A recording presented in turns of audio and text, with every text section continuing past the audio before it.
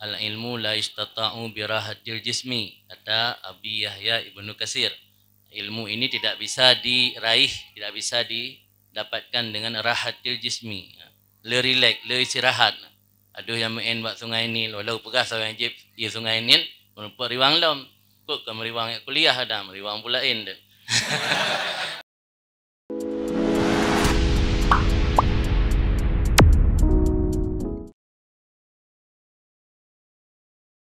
Assalamualaikum warahmatullahi wabarakatuh.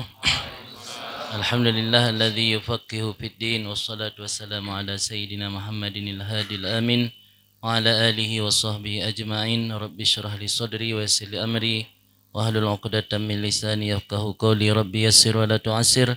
Rabbi tammim bil khair. Subhanaka la ilma lana illa ma 'allamtana innaka antal alimul hakim. Amma ba'd. Yang lu hormati Ayahanda Bang Iskandar dan para sepuh atau urung tuha dari KMA, dan juga kepada ketua KMA dan seluruh anggota dan pengurus serta adik-adik mahasiswa Mendum yang hanya mungkin sebut nama satu persatu, mudah-mudahan dalam ridha dan rahmat Allah Subhanahu wa taala. Amin. Pada kesempatan sore yang berbahagia ini, kita berkumpul di sini dalam rangka silaturahmi karena ada beberapa hubungan ataupun kedekatan. Pertama, karena sama-sama talabatul ilmi, penuntut ilmu, walaupun mungkin berbeda. Kalau saya penuntut ilmu lokal, tapi adik-adik mahasiswa di sini penuntut ilmu internasional atau interlokal. Mungkin hadir di sini hanya sebagai sebatas untuk silaturahmi, berbeda dengan Abi Hatta. Kalau beliau mungkin ada nostalgianya karena pernah menjadi bahagian dari KMA. Namun kalau saya pribadi tidak pernah menuntut ilmu di luar. Kami hanya produk lokal ataupun di tempat sendiri, tidak pernah merantau keluar kecuali hanya sekedar untuk talaki-talaki dengan para masyayikh. Namun ada beberapa hal, karena kita memiliki kesamaan, sama-sama penuntut ilmu, sama-sama memiliki akidah yang sama Ahlussunnah wal Jamaah, dan sama-sama bermazhab yang sama, mazhab Syafi'i, walaupun tetap menghormati mazhab yang lain. Karena kesamaan-kesamaan itulah yang menjalin hubungan ukhuwah silaturahmi antara kami dari Dayah dengan para saudara atau ikhwan yang ada di Al-Azhar khususnya ataupun di tempat-tempat yang lain secara umum. Ada beberapa pandangan mungkin ingin kami sampaikan tentang tantangan dan peluang bagi kita alumni Timur Tengah atau alumni Azhar. Tantangan yang paling utama mungkin di Aceh ataupun di Indonesia secara umum, sudah terbangun sebuah persepsi dari semenjak dulu seakan-akan alumni Timur Tengah ini kurang metodologinya kurang. Walaupun dari segi dari segi datanya memiliki pemantapan data yang luar biasa. Ini sebuah asumsi yang terbangun di kalangan akademik di Aceh, sehingga di tempat kami kuliah juga sering kawan-kawan di sana membicarakan tentang kelebihan metodologi alumni Barat.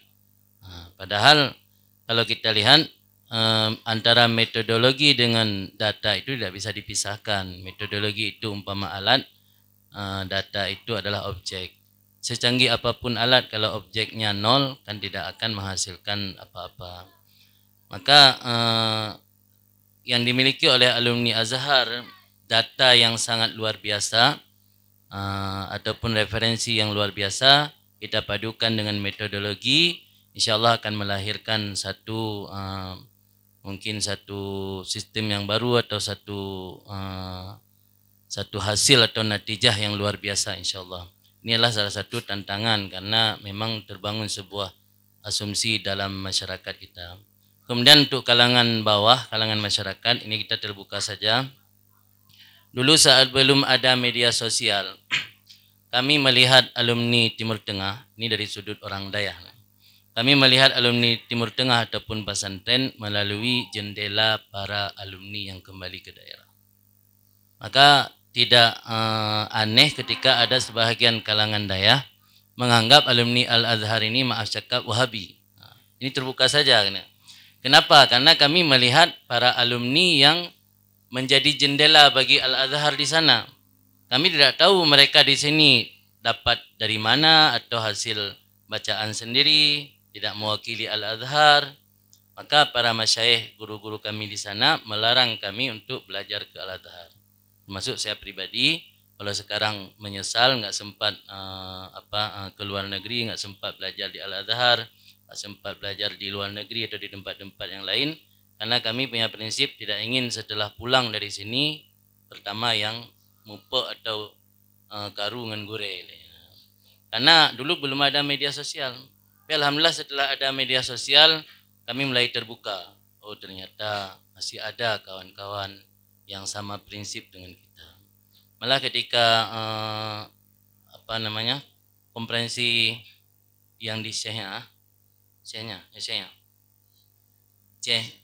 di mana tu orang baca bari Syekhnya. Ketika konferensi Ahlussunnah wal Jamaah di Syekh, pataian kan salah satu pemahaman dalam Islam itu pemahaman Wahabi kan didepak daripada kelompok Ahlussunnah wal Jamaah.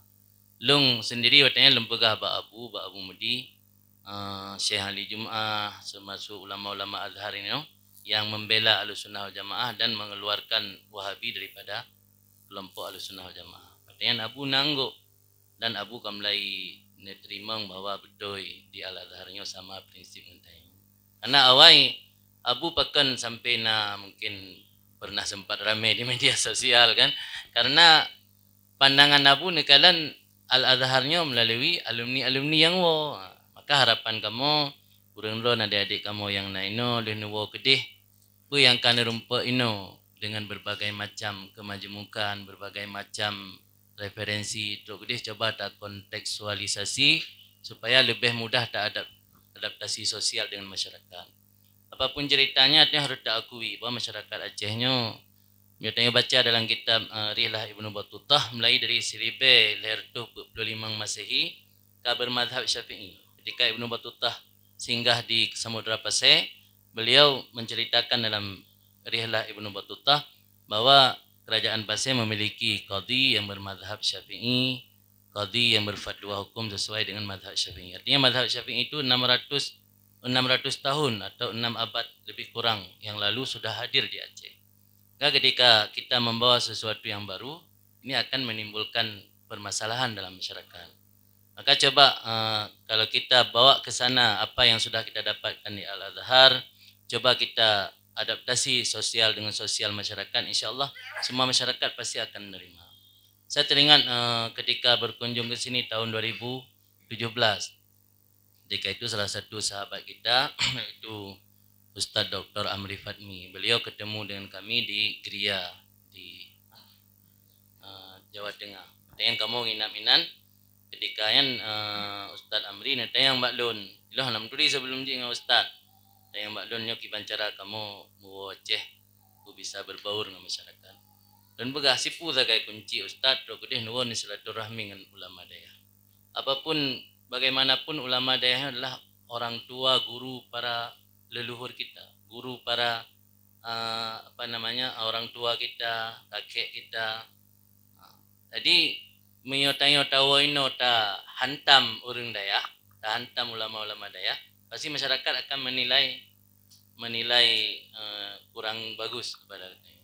Akhirnya le kadang-kadang masyarakat dah pegah alumni Timur Tengah le kampung kadang-kadang harus domisili di kota, tinggal di Banda Aceh, tinggal di Langsa, sewa kampung ro. Padahal kampung ro ini sama kadang. Kampung ro kadang-kadang jenis, tapi hanjik kampung ro hanjik berkiprah. Maka mudah-mudahan dengan silaturahmi lagi hanya bisa saling melengkapi, na ta'awanu fi ma tafaqna wa yu'dziru ba'duna ba'dan fi ma ikhtalafna. Jadi permasalahan yang kita sepakati kita saling bantu-membantu, yang masih kita perselisihi insyaallah saling berlapang dada. Insyaallah kalau ini prinsip yang kita pegang, insyaallah antara alumni Al-Azhar walaupun tidak punya latar belakang daya salaf, insyaallah bisa berbaur dan bisa bersatu dan kompak. Itu yang kami harapkan sebenarnya. Cuman di lapangan kadang-kadang terjadi sedikit gesekan-gesekan, itu biasa. Jangankan antara alumni Dayah dengan alumni Al-Azhar, dengan sesama Dayah mentang beda alma mater, kadang-kadang timbul si gesekan.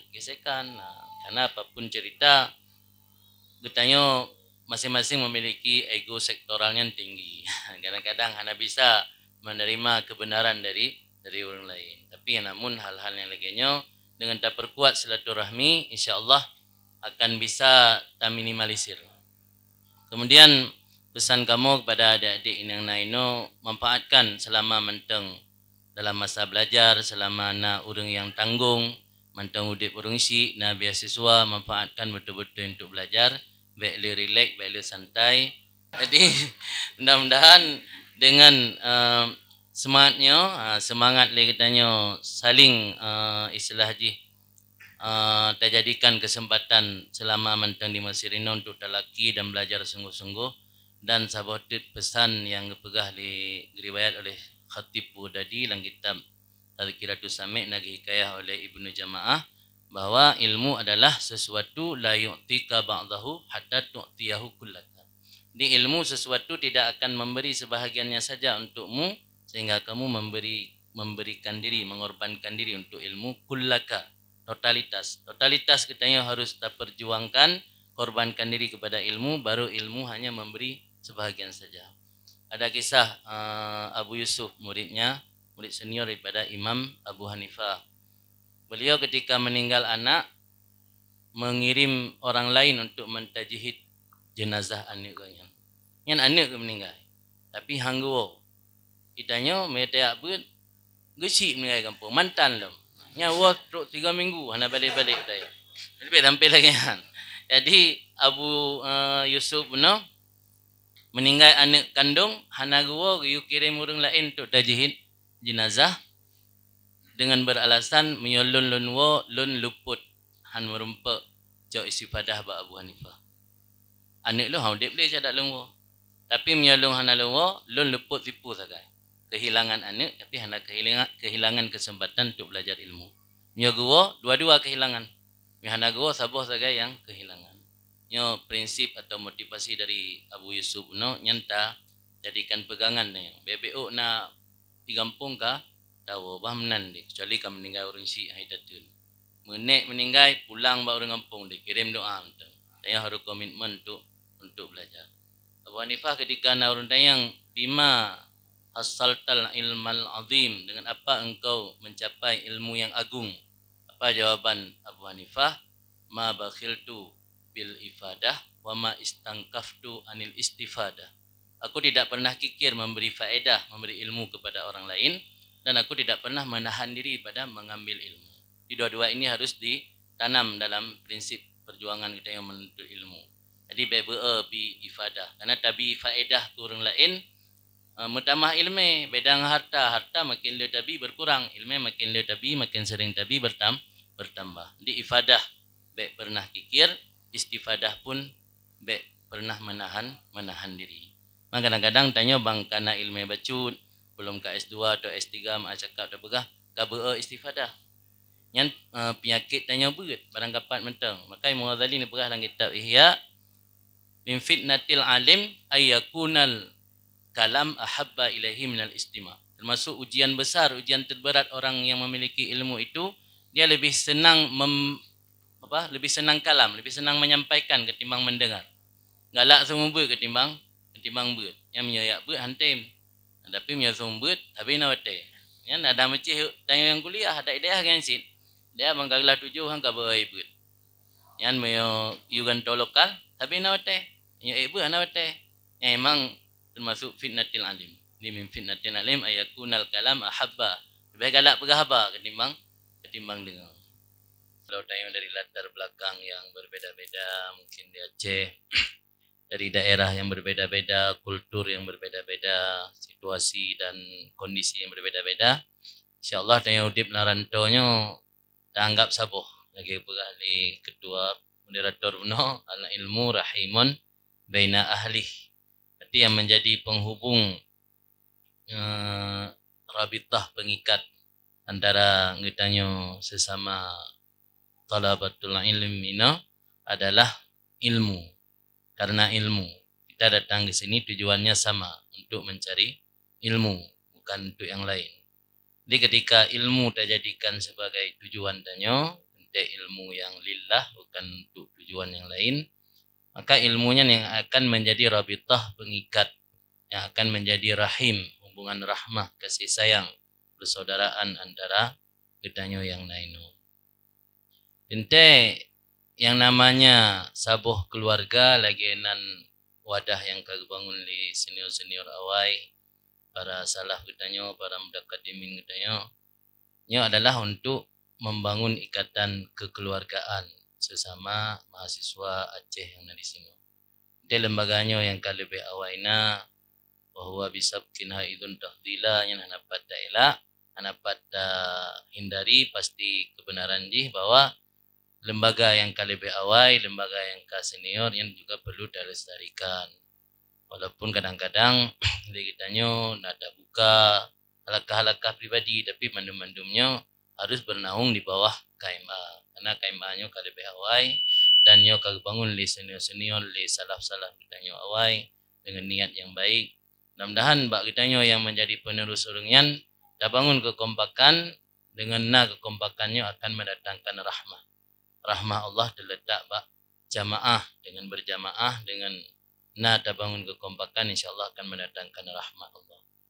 Ini sebagai harapan dari kamu, mudah-mudahan adik-adik kamu yang naino yang tengah menuntut ilmu, baiklah dengan gara-gara sedikit perbedaan pandangan masing-masing terjadi berpecah belah ataupun gadah kekompakan, sehingga mengganggu konsentrasi tanya untuk mencari ilmu. Jadi fokus konsentrasi ke ilmu, pemantauan yang terjadi di lapangan, usahakan tak cari persamaan, baik mencari perbedaan, yang sebagai pesan dari kamu. Dan walaupun kadang-kadang kitanya ketika melakukan hal-hal yang mungkin berbeda dengan orang ramai, hanya bermaksud untuk memecah belah, tapi yang namanya orang yang bijak harus melihat dampaknya, walaupun dia tidak berniat untuk melakukan hal-hal yang bisa berdampak buruk. Jadi dampak aja harus kala. Jadi niat baik saja tidak cukup. Jadi harus melihat dampak dari sebuah niat baik tersebut. Itu kalau orang bijak. Sebab dalam kitab Faidul Qadir pegah inan innal arif yu'akhidhu nafsahu bil lazim wa illam yaqsidhu. Artinya orang yang bijak itu akan menghukumi dirinya dengan sesuatu yang dampak dari perbuatannya, meskipun dia tidak berniat kepada perbuatan tersebut. Artinya niat baik saja tidak cukup, harus melihat dampak daripada niat kita. Jadi dalam rangka membangun kebersamaan dan persatuan, apapun yang kita lakukan lihat dampaknya, apa memberi dampak yang baik atau dampak yang tidak baik. Meskipun tujuan kita baik, tapi harus lihat dampaknya. Ini yang intinya kita sampaikan. Mudah-mudahan para ikhwan, para ahbab dan para adik-adik semua di sini bisa membangun terus kebersamaan dan kekompakan.